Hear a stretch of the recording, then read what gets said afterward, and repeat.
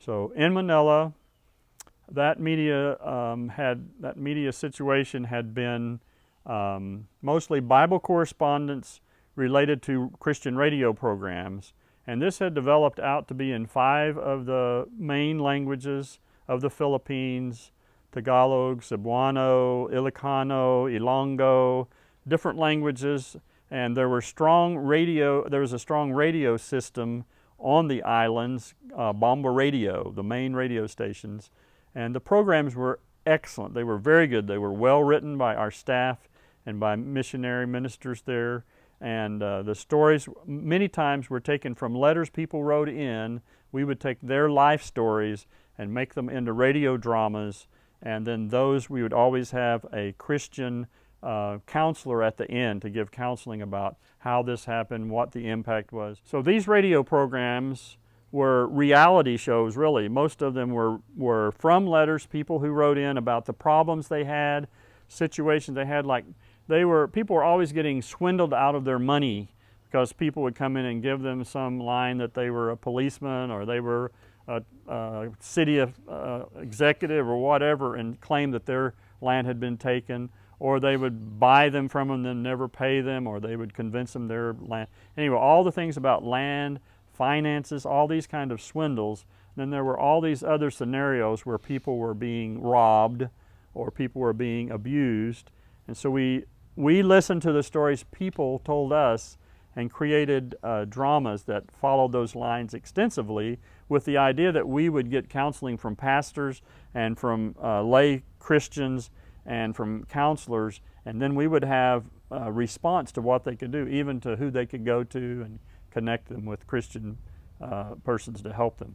So they were already, I just came into this ministry. I didn't create it, and I was able to work with it. So it's very exciting. So we had those ministry. One was called Dahil Mabuhay, which means why there still is life, basically. Tungo May Kinabuhi was the Cebuano version, and it's because there is life. And then in several other languages. Then we had music radio programs. We had Streams in the Desert, which actually introduced Christian music onto the radio, most of those from the States, and those were very, very popular. So we had prison ministries in different places, and we used those programs there. So this whole ministry was very active, very effective, and the result out of that was that we sent out Bible correspondence courses, which also began 20 years ago, 20 years before that, and had been very successful in getting people into Bible study, connecting them to churches or Christians, and many times churches from different areas would go down to these areas where there was only a radio station, only people listening to the radio, but no churches, no really work of building up a church or starting a church. And so they used those as a starting point. And sometimes, many times really, churches started up on their own, just from being involved in the radio program, just reading the Bible and understanding that God wanted them to become His body and all of those things. So it was wonderful to see every once in a while we get these letters about people, well, we're starting this church, we don't know anything about church, could you send somebody down to help us, and just to go see what God did by all of that. The prison program in Manila, the medium and high security prison there, amazing. The vocational things we did the Bible studies and things. I can think of one person became a close friend of mine. He came out of the prison ministry. He became a pastor in the prison, and when he got out, eventually he became the president of the Southern Baptist Convention of Churches in the Philippines. I mean, just the Lord just really transformed lives and somehow brought them out of that situation into our main group of churches, and many of them became pastors. So that was just a wonderful media ministry. During that time, we had finished a couple of, again, real-life films. Back then, we had opportunity to be on TV also. Radio was less expensive, and we could be more places, but we also had some great stories that came out of those, so we wanted to get them into visual image. And so we looked at real-life situations where people had obviously been transformed. Often they were very popular figures. One of them was about the most famous boxer from the Philippines, Manny something. Anyway, he was a lightweight, became a most famous boxer, but at the time he was like this drunkard really, and he was kind of a mafioso kind of guy and all that sort of thing.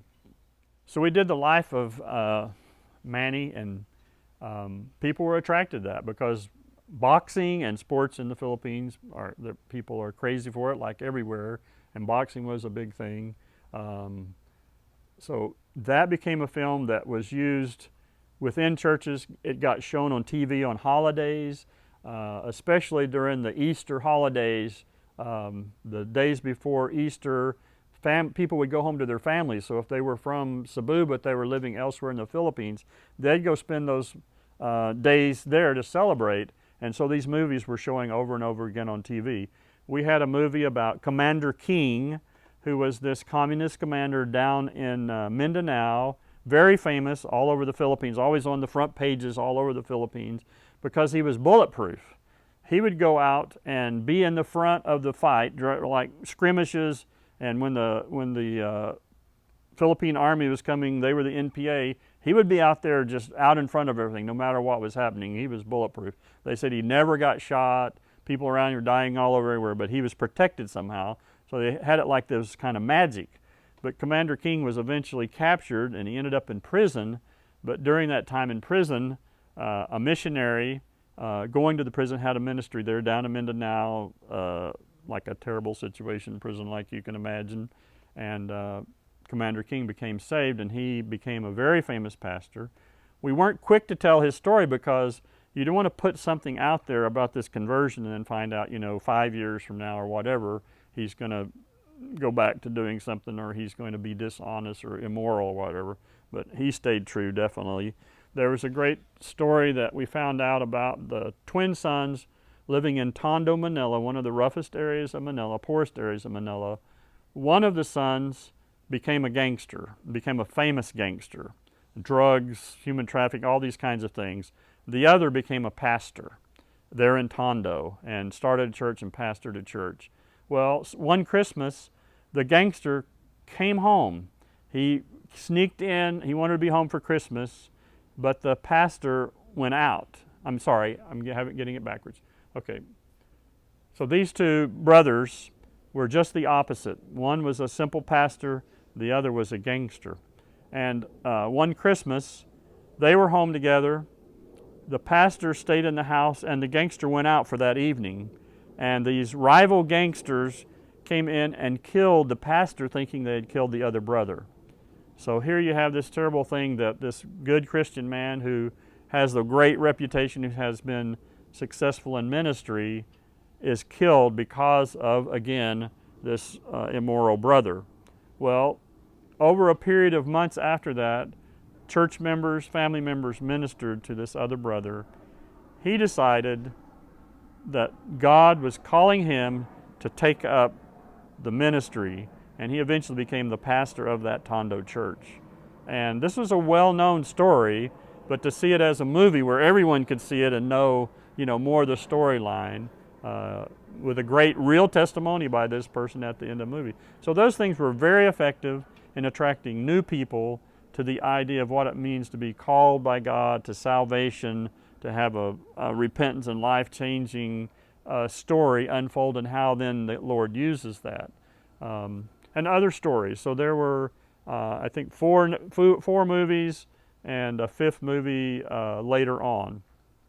So during that time, I was able to work with some of those projects, and I realized that experiences I'd had way back in the States that I never thought I would ever use, and never thought I would be more than doing church planting and doing some music and along the way, that suddenly the Lord brought me back into that. But I was very undereducated and trained to try to help with the TV ministry that was then coming in, and with these movie ministries. I didn't really have a lot of experience in that.